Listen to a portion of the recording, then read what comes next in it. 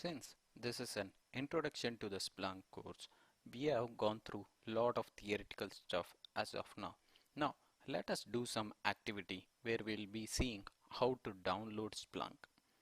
Also, before downloading Splunk, we learned in our previous lecture there are many components of Splunk.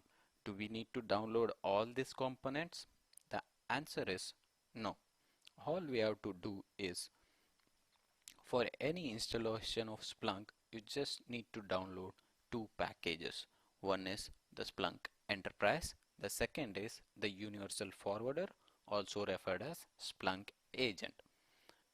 The Splunk Enterprise, which is the core product of Splunk, and this package can be used to install any component of Splunk. Whereas the Splunk Universal Forwarder, which is an agent of the Splunk, is used to collect data from the remote machines. Now let's proceed to download these packages.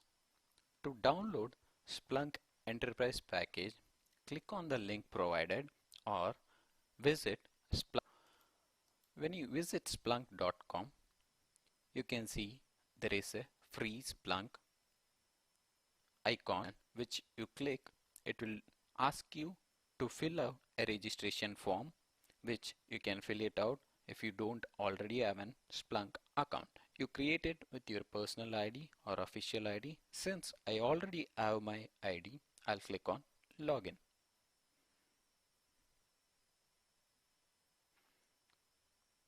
Once the login page is loaded, let me enter my credentials.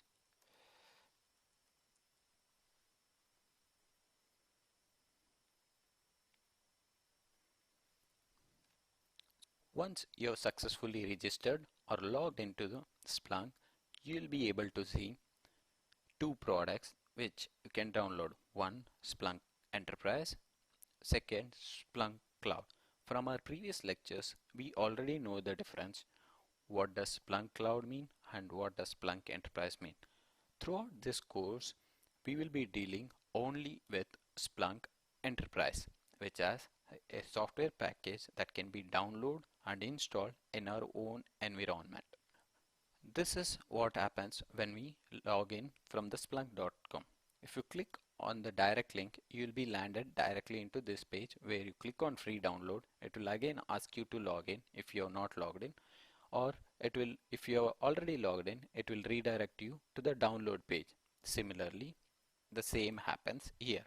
If I click on free download, it will direct me to choose the flavor of OS which I need my Splunk Enterprise to install. Now we have got this page. There are some information that are displayed on this page. Let's go through them. The first, as of today, the Splunk latest version is Splunk 6.6.2. By default, whenever you download a Splunk package, you get a free license of 500 MB per day. You might think that is good enough data for trying out or understanding or learning Splunk.